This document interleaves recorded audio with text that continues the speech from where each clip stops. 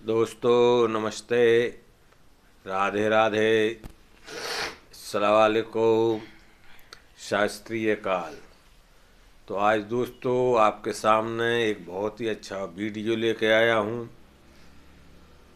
ये योग चर्चा और उसका इतिहास आपको इस वीडियो के माध्यम से मैं बता रहा हूँ। योग बहुत ही प्राचीन कला है और इसको देवता ऋषि मुनि आदियों ने भी जो है बखान किया है, जो आपको बताने जा रहा हूँ। दोस्तों चैनल के लिए लाइक करें, सब्सक्राइब करें, बेल घंटी को दबाएं। आप लोग वीडियो देखते तो हैं लेकिन लाइक नहीं करते हैं। लाइक करने से मुझे कोई फ़ायदा नहीं होने वाला है, लेकिन उससे आप लोगों को ही फ़ायदा होगा।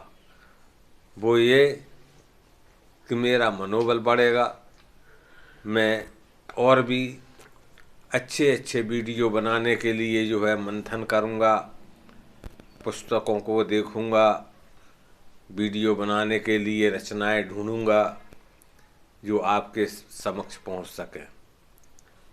तो दोस्तों वीडियो को आप लाइक अवश्य करें और आगे जो है योग चर्चा पर बात करते हैं। योग का अर्थ होता है जोड़ना। योग का मतलब जोड़ना होता है, अर्थात किन्हीं दो वस्तुओं को जोड़ना ही योग होता है। गणित में भी योग होता है, या दो वस्तुओं का एकाकार हो जाना हो, योग है। पातंजलिक वृत्ति योग दर्शन में चित्त की वृत्तियों को निरोधता को योग कहा गया है। सांसारिक सद्कर्मों का धर्म पूर्वक निष्ठा, सत्य व अहिंसा के साथ पालन करना ही योग है, अर्थात कर्मों की कुशलता को योग कहते हैं। तो योग की उत्पत्ति कहाँ से हुई, कैसे हुई, अब वो बता रहा हूँ आपको। योग जो है महाभारत व श्रीमद् भागवत गीता के अनुसार योग की उत्पत्ति आदिनाथ भगवान शिव जी से हुई है। इसके अनुसार भगवान शिव ने सर्वप्रथम हिरण्यगर्भ को योग की शिक्षा दी थी, और उपनिषद वेद के अनुसार जो है योग की शिक्षा सर्वप्रथम ब्रह्मा जी को दी थी उन्होंने। और रामायण व रामचरितमानस के अनुसार आदिनाथ भगवान शिव ने सर्वप्रथम माँ पार्वती को योग की शिक्षा दी थी। निषोपनिषद के अनुसार ब्रह्मा जी ने 10 बार भगवान शिव से प्रार्थना की, शंकर जी आप सांसारिक कष्टों, दुखों, मोह के माया जाल में फंसे हुए प्राणियों को मोक्ष का कोई सरलतम उपाय बताइए। और ब्रह्मा जी ने यह भी पूछा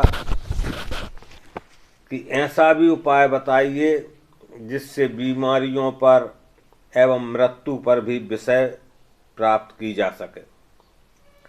ब्रह्मा जी ने कहा कि हे शंकर जी, आप ऐसा उपाय बताइए जिससे ब्रह्मांड समस्त सिद्धियों को ज्ञात किया जा सके।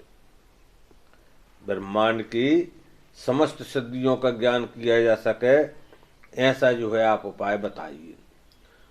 तो ब्रह्मा जी के ऐसा कहने पर आदिनाथ भगवान शिव ने अपने श्री मुख से यह शब्द कहे हैं कि हे ब्रह्मा, वैसे तो मोक्ष के और भी कई साधन हैं, अतः मृत्यु, वृद्धावस्था, व्याधियों पर विवश पाने के लिए सहस्त्रों उपाय हैं, परंतु वे उपाय अत्यंत दुर्लभ हैं, मुश्किल हैं। सिर्फ योग ही ऐसा माध्यम है जिनके द्वारा सहज ही सांसारिक प्राणी मोक्ष प्राप्त कर सकते हैं। इसलिए मैं आपसे योग के बारे में बताता हूँ। तत्पश्चात आदिनाथ शिव ने ब्रह्मा जी को योग साधना के विषय में जो है विस्तार से जो है बतलाया। तो योग का इतिहास है कि आदिनाथ भगवान शिव के अनुसार आसनों की संख्या 84 लाख है, परंतु उनमें से भी छांटने के बाद केवल 84,000, और उनमें से भी जो 84,000 हैं तो 8400 तथा उनमें से भी प्रमुख हैं केवल 84। 84,000 में से 8400 और 8400 में से जो है कुल 84 हैं। उनमें से भी प्रमुख 84 के बाद 32, 11, 8, 4, 2 और अंत में केवल एक ही है, योग साधना। योग साधना के अंतर्गत आसनों का विशेष स्थान है, क्योंकि बिना आसन सिद्धि के किसी भी प्रकार की सिद्धि प्राप्त करना दुर्लभ ही नहीं बल्कि बहुत असंभव भी है।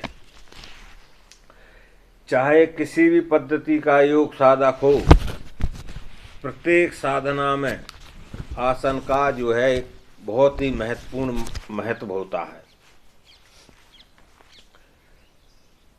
योग का परम लक्ष्य समाधि है, जो बिना आसन के जो है वो समाधि भी जो है संभव नहीं है। विभिन्न योग शास्त्रियों ने योग को कई प्रकार से योग की महिमा को बताया गया है। आसन की महत्ता विशेष है। कहा गया है कि जिसने आसन को सिद्ध कर लिया उसने तीनों लोकों को जीत लिया। कोई भी आसन जब 3 घंटा 48 मिनट तक बिना किसी कष्ट के लग जाए तो उसे जो है सिद्ध माना जाता है। हठ योग प्रदीपिका में आसन के महत्व को बतलाते हुए बताया गया है कि आसन को सिद्ध करने वाला साधक जितेंद्रिय हो जाता है। जब आसन पूर्णतया सिद्ध हो जाता है तो साधक के योग की जो है समस्त सिद्धियां एवं शक्तियां स्वयं उसे प्राप्त होने लगती हैं। तो महर्षि पतंजलि ने आसन को इस प्रकार कहा है कि निश्चित सुखपूर्वक स्थिर रहना ही आसन है। निश्चल रहें, जब आप बैठते हैं आसन लगा के निश्चल रहें, इधर उधर ध्यान ना जाए, हिलना डुलना या अपनी आसन की उसको बदलना नहीं होना चाहिए। निश्चल हो, सुखपूर्वक हो और स्थिर ही आसन है। इसका अभिप्राय है कि जब किसी भी आसन में बिना किसी कष्ट का अनुभव किए हुए निर्धारित समय तक रहा जा सके उसे ही जो है सिद्ध आसन जो है कहा जाता है। तो दोस्तों, मैंने आसन योग चर्चा के माध्यम से आसन का महत्व बताया है कि आसन किस प्रकार से लगाना चाहिए। आसन, ध्यान, ये सब निश्चिंत होकर के निश्चलता के साथ जो है करेंगे तो वही जो है सिद्ध होगा। इसके साथ ही योग चर्चा, योग इतिहास को मैं यहीं विराम देता हूँ। और दोस्तों, आपको ये वीडियो अच्छा लगा है तो आपने अभी तक लाइक नहीं किया है, आप लाइक ज़रूर कर दें, बेल घंटी को बजाएं। गॉड, आपने जो है मेरी बात को माना, लाइक किया, बहुत बहुत धन्यवाद। मुझे इससे प्रोत्साहन मिलेगा और सभी दोस्तों से एक और मेरा निवेदन है कि पूरे विश्व में, भारतवर्ष में कोरोना 19 दोबारा अपना पैर पसार रहा है। उससे हमें सावधान रहना है। हमें जो भी उससे बचाव के साधन बताए गए हैं, जिसमें पैसा धेला कुछ नहीं लगना है, लेकिन अपना नियम संयम उस हिसाब से बनाना है कि हमें उससे बचाव हो सके। तो आप बहुत ही आवश्यकता है तो घर से बाहर निकलें, नहीं तो घर के अंदर ही रहें। हाथ बार बार धोएं, मास्क लगा करके रखें, मास्क पहनकर ही बाहर जाएं। आपस में जो है 2 गज की दूरी का अवश्य ध्यान रखें। तो दोस्तों, जब तक कोरोना के लिए कोई दवाई नहीं है, जब तक आपको भी किसी प्रकार की ढिलाई नहीं देना है। समझ गए? तो ये आपसे मेरा निवेदन है कि आप जो है, जो भी सावधानियां बताई गई हैं उसके ध्यान में रखते हुए बीमारी से बचने के लिए, स्वस्थ रहने के लिए उपाय करें।